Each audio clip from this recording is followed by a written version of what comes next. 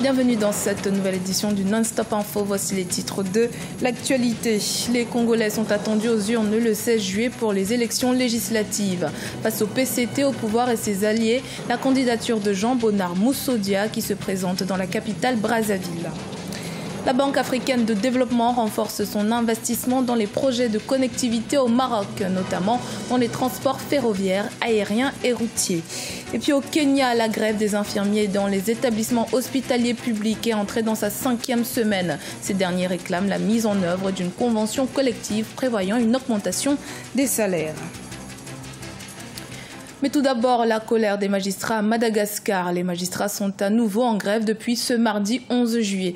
À l'origine de ce mouvement, l'intervention directe du ministre de la Justice pour réclamer l'abandon des poursuites contre Claudine Razaï-Mamonji, conseillère spéciale du chef de l'État, poursuivie pour détournement de fonds. Le syndicat des magistrats réclame le respect de l'indépendance de la justice. 1400 candidats en lice pour les élections législatives du 16 juillet en République du Congo. Parmi eux, Jean-Bonnard Moussodia de l'UDH-UKI, un parti de l'opposition. Jean-Bonnard Moussodia qui brigue la première circonscription de Mongali, 4e arrondissement de la capitale. Reportage de notre correspondant Deva Panzo.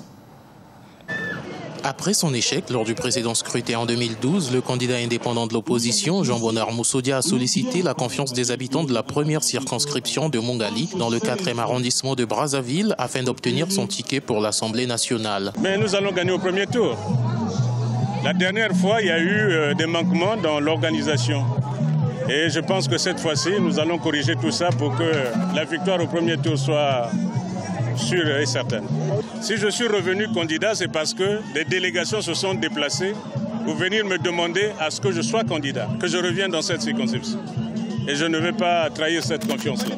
Au cours de sa rencontre avec les différentes couches sociales de la première circonscription de Mongali, ce mardi 11 juillet 2017, le candidat Jean-Bonnard Moussodia a reçu le soutien de Guy Brice Parfait Kolela. Celui-ci a détaillé les projets de loi que devraient proposer les candidats de l'UDH-UKI une fois élus. Ainsi, les autres partis politiques doivent battre campagne en présentant leurs projets. Il faut que d'autres partis puissent suivre cet alignement. Parce que si la manière dont il a parlé, si d'autres partis suivent ce qu'il a dit, vraiment, ça sera une bonne idée pour nous les jeunes. Notons que tous les candidats de l'UDH-UKI se présentent en indépendant. Pour cause, ce parti créé en mars 2017 n'est pas encore considéré comme un parti politique par le ministère de l'Intérieur. Même si le récépissé provisoire signifiait qu'en l'absence d'un agrément définitif après 3 mois d'existence, l'UDH-UKI serait automatiquement considéré comme un parti politique. Au Maroc, le secteur des transports est soutenu depuis plus de 30 ans par la Banque africaine de développement avec un investissement estimé à plus de 1,7 milliard d'euros, ce qui confère au royaume chérifien la place de premier récepteur de fonds provenant de la BAD. Plus de précisions avec Idelette Mirabel-Bisson. Au Maroc, la Banque africaine de développement BAD a financé l'agrandissement de l'aéroport de Marrakech en injectant 240 millions d'euros. La contribution de la BAD au renforcement des transports à Marrakech touche notamment le ferroviaire et l'aérien. L'institution bancaire panafricaine, qui a injecté 112 millions de dollars pour le transport ferroviaire, accompagne le Maroc dans ses chantiers infrastructurels pour atteindre une hausse du trafic. L'apport de la BAD nous a permis d'accroître notre capacité d'accueil de 6 millions de passagers pour atteindre 9 millions de passagers par an. Le Royaume ambitionne de renforcer la capacité et la sécurisation des infrastructures de transport en milieu rural, portant sur la réalisation de 15 560 km de routes.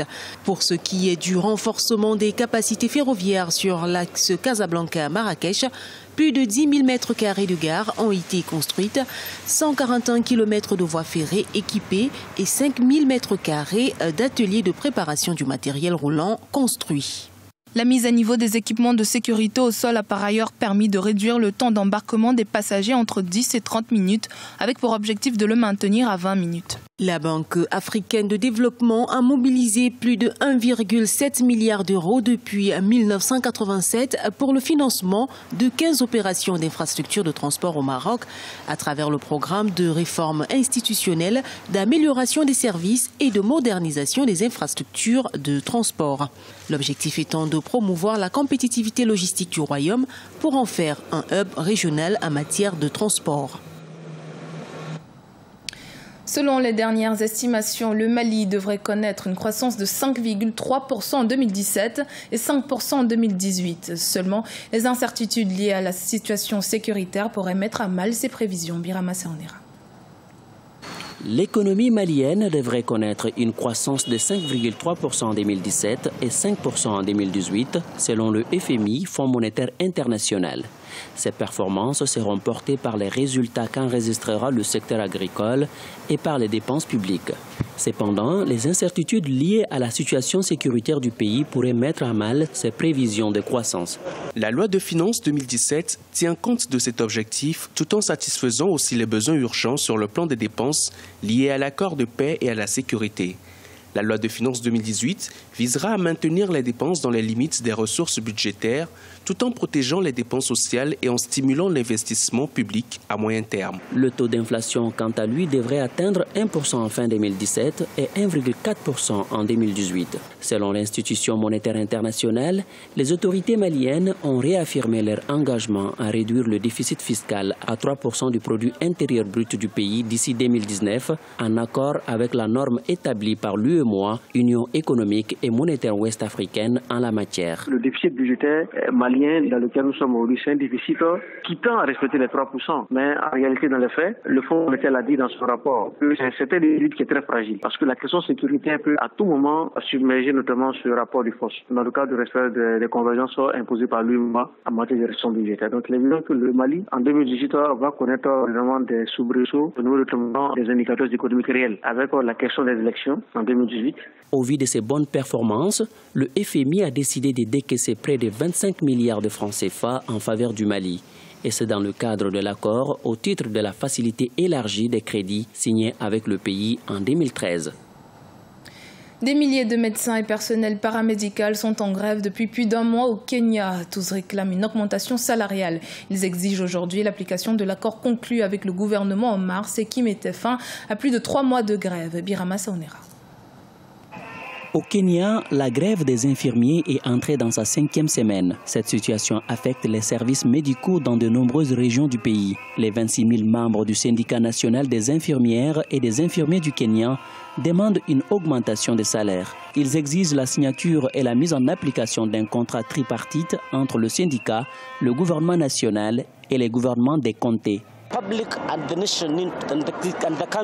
Le public, la nation et le pays doivent savoir que les infirmiers sont en grève pour une cause noble.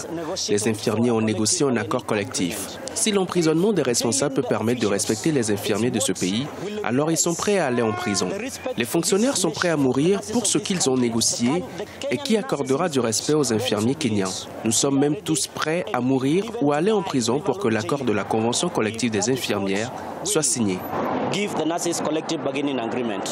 L'accord tripartite devrait être signé, mais la Commission des salaires et des rémunérations, une instance gouvernementale, a rejeté cette entente. Aujourd'hui, la grève des professionnels de santé constitue un véritable casse-tête pour les malades qui ont du mal à recevoir des soins dans les établissements publics de santé. Nous devons faire la démonstration ici tous les lundis jusqu'à la signature, l'enregistrement au tribunal et la mise en œuvre de la convention collective. Nous sommes prêts à reprendre parce que nos patients souffrent, mais l'accord avait été conclu. Nous n'avons donc pas besoin de le renégocier. Le président Uhuru Kenyatta a déclaré que la masse salariale globale devrait être réduite. Pour le chef de l'État kenyan, la moitié des revenus du pays a été consommée par les salaires, ce qui entrave selon lui les dépenses publiques pour des projets de développement au Kenya. Ce journal a été réalisé par l'ensemble de la rédaction. Merci de votre fidélité. Dans un instant, une nouvelle édition de l'actualité sur Africa 24.